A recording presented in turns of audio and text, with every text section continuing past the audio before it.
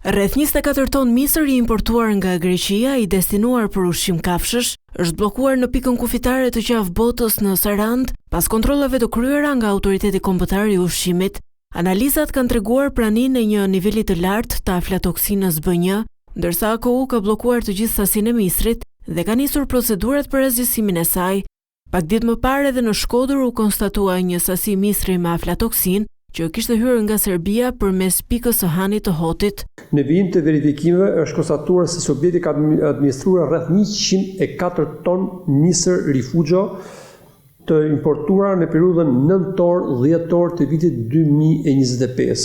Theksoj në periudhën nëntor-dhjetor të vitit 2025. Kjo sasi është gjetur e përzierë dhe pa identifikim lote, pra pa gjurmëshmëri.